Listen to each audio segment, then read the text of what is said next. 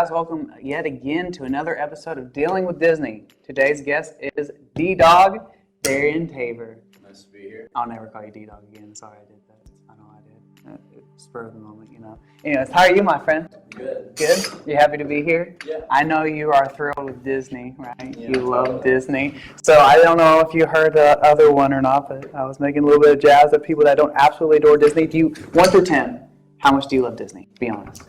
4. 4. Would you prefer animated Disney movies or non-animated Disney movies? It's a little complicated. I generally the big thing I don't like about Disney is the stereotypical like older cartoonish style, run along the old fairy tales we've been using for centuries and stuff. Yeah. Which, our classics and everything. But those are the ones I'm not generally a huge fan of.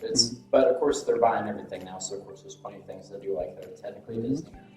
Well, you always have Disney. I see what you're saying. Has like the DX Machina, where at the end of something that just happens and everything is better and it's fixed and it's a perfect life and everyone gets married and yay! So I understand the burst. So Much of it is fine. They're great stories. Yeah, And stuff. yeah. Well, you have to remember a lot of these old Disney films, like Cinderella, Sleeping Beauty, all these were originally folk tales that Disney transformed to other things, and they weren't. Much less happy. Yeah, the very dark ending. So then it's like Disney's took these things which weren't really even happy, and they just poured sugar all over it, I guess. So, hey, I love Disney though, so it's okay.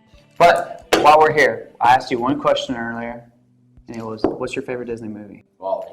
Wally. Why is Wally your favorite movie? Because like robots, he's a cool dude. Robots. He like scavenges around by himself. Yep. Collects all the cool shit that he likes. Totally. He has a whole world to himself, and he can just like voyage and travel and kind of explore the planet by himself too. Yeah, it's all garbage, but Yeah, but well, I mean, at some point that's everything. something to do. Wouldn't you say at some point everything turns into garbage? Mm-hmm. Oh, maybe. But do you know what Wally stands for? Oh, I used to know. Waste Allocation Load Lifter Earth Class. Yes. Yeah, there you go. Because of that. because all littering and Except the stuff. game. Yeah. Do what? The DS game for Wally. DS game. Oh, okay. Okay. Well, I just lost the game as well, by the way, too. So, yeah. So crazy world. To all the listeners, watchers, if you don't know what it is, Google it. You're welcome. Thank me later.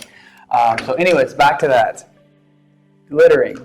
If only we had Wally in like a real world situation today, we could probably actually use them. We have so much garbage out there nowadays, right? Yeah. Yeah. A lot of it's in landfills or floating around the ocean. Floating in the ocean, like the Pacific garbage island in the middle of the ocean. We can put Wally there and just like make that happen. So Where's he gonna move it to? exactly. Where does he move it to in the movie? Well, maybe if he crushes it, it'd sink. Yeah. Oh, Well, well. it's still in the ocean. Yeah, it's still in the ocean, but then it's the fish's problem, I guess. No, I don't think our idea is very practical. Well, Throw it out in space. But here's another thing. Did you know, this is another point that I was going to bring up, we're actually starting to create space litter. There's too much space litter going around our planet. Yeah, I've known about that. You know about that Yeah, too. so much shit makes it dangerous going down now. So yeah, and it has like little cosmic little bites of metal flying around at the speed of light. Fly around like thousands of miles Yeah. an hour up there. So we can't put it in the ocean. We can't put it on land. We can't put it in space. What do we do? Put it in space, we just gotta get it away from the Earth. So it floats away. Okay, we could. That's what Wally All the did. stuff in orbit, stuff we kind of left there from going there. Yeah. Well, I mean, Wally went out and did space exploration, and he met his true love. Maybe we'll see some aliens out there or something. You never know. Yeah. Well, you know who's pioneering the space exploration now, right? Elon Musk. Elon Musk. How did you know I was going to say that? Well, You're he's crazy. the only privatized person who's Only private. actually like Yeah. legit space travel is an option, not just rich people bragging about everything. Yeah. Well, not too long ago, he sent like one of his Teslas. He put it in a spaceship. I know. And And then launched it in space. And now it's orbiting around Mars. Is it orbiting It's Mars? orbiting around I didn't Mars. know Yeah, they that. sent it. I don't know if it's I thought already they there would yet. get them like straight out in space. I thought that'd be a great find for aliens. No, they were sending it there. Last time I checked, my information could be outdated, but they were sending it there to Mars, so then it would just like gravitate around Mars and have a nice Tesla and a spaceship, and because Elon Musk is Elon Musk. Oh, There so you he wants to go ahead and have a Tesla ready. Yeah, what do you? I guess. I mean, It'll probably if not anyone- be functional at that point, but it's still anyone cool. would do that. Who would do it? It's one hell of a power. If anyone would do it, who would do it? Elon Musk.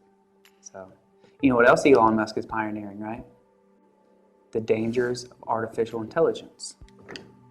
I feel like that's You an believe that? overhyped thing. Really? People just running on the same crazy idea this machine's killing us, everything.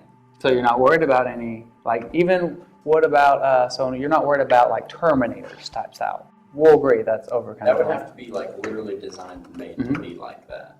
Okay. And I just don't see artificial intelligence doing that without having the motivation to do that. And in order for Definitely. your program to have the motivation to do that, it'd have to be enough like us. And I know people aren't generally that kindness at heart, but not everybody's quite genocidal. You're right. You're I right. understand apples and oranges trying to come up with the artificial consciousness because they don't really have much comparisons. So they don't really exist much yet. I don't know what they'll be like, but So if you're not of that threat, but have you heard of like the artificial intelligence type technology that actually can like face swap? Like you can have someone talking, like you and me could be talking, and then this artificial intelligence software can actually change the face, and it makes your face deepfake. I can think of it, deepfake, and you can have your face on my body and talking like that. it's surprisingly smooth. Is that not threatening to you, or do you think that's a good thing, or do you think that's a bad thing, or do you think it could have both possibilities? What do you think? I mean, since the concept of Photoshop and altering images first came into existence, Photoshop. hell, even altering like actual physical photos. Which I'm not sure how they do that, but I guess people do. But ever since that concept, I'm not surprised to see it eventually make its way to video, and then of course eventually make its way to be believable. Even in the 1800s, you probably had people drawing, little mustaches on people's faces. I wouldn't be surprised if eventually we get to the point where, you could just totally artificially create anything. A whole world of landscape of false video, and we already do that with live action Disney movies. Yeah. That's the damn near, but all indistinguishably realistic. So we could artificially create any image or video we want. There was a character, I forget his name, from one of the Star Wars, the new Star Wars, that has actually been deceased for like decades, and they put him in the film, and it's like all just CGI, and it was like a past general,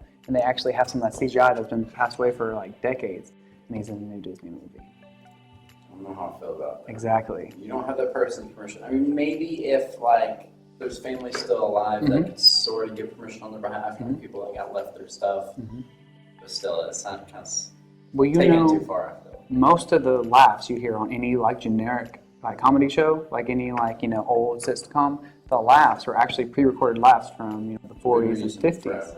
Yeah. So you don't need to. It's an audio recording of laughing. It's going to sound roughly the same. Same concept, maybe. But back to you saying you can recreate anything maybe in a certain time. You don't have to recreate. You can totally create. Like 3D printing. We always forget about 3D printing. That's been around since 5-10 years now. Probably longer. But Maybe that we know about. Yeah, that we know about. And you can create anything from, you can create food proteins, you can create weaponry, you can create wood to build a house. Have you ever seen that video where they made a whole house out of 3D printing? I don't think I've seen it. It's crazy. I know they can do a collaborative stuff. I'm not sure. I have to read more about like actual protein synthesis. I've not heard about. If we can get to the point where we can 3D print like actual molecules and stuff, and we can make anything. I heard, but it's like supposed to be so expensive that it's more expensive to create the fake proteins than it is to. Even if you place millions of molecules a second, how long would that take? Yum. Yeah. Artificial proteins. Yeah. So It doesn't matter how they're made, as long as they're made of the same stuff, it doesn't matter. Yeah. If you had a 3D printer, you can make one thing and then it disintegrates. What's your one thing? Make it and then it disintegrates. The printer. You have one thing, you have a one-time use. You can have anything you want. I can't think of a physical object, anything of value quite that much. You know what I would pick? What? A Disney movie. A Disney movie. Something you can get online illegally at any time. No.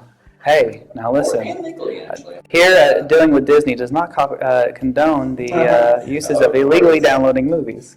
Of course. But whatever you do in your own time is completely fine with me too. Yes. Yeah. But so if you could promote anything, and I'm putting you on the spot, promote anything, promote you have any shows, any concepts, any ideas, anything you want. One concept I could think of would be hermit crabs. We take all their seashells for decorative purposes and everything, and they're actually running out. Those shells that need nature, and they're resorting using garbage and things. So, it seems a little cliche and obvious, but clean up beaches. Definitely, I care definitely most of good. the hermit crabs. Definitely good advice. Remember to save the earth, not pollute, or we're going to have a Wally out there, right? Maybe that's one of the reasons you like Wally so much, is because We'll you get really them anyway, once we can automate our work. automate our work. There you go. But then we're going to wind up like those people in the little chairs that move around. Oh yeah. Sounds good in theory, but probably not. No, it's a lot of health issues. You know, it reminds me of that on the side note before we go. Remember the KFC stackers? No? Fried chicken, cheese, bacon, cheese, fried chicken. Oh, I remember that. Remember those? Yeah, good times. So we're getting there, one grease-filled step at a time. America. With that, I guess we'll end it. Daryan, it's awesome, man. Thank you for coming on the show. Yeah, no problem. Cool. Keep up with the hermit crabs. Tell them I say hello. It's been Dealing with Disney. Thank you guys so much. Thank you, Daryan Tabor, again. Have a great night.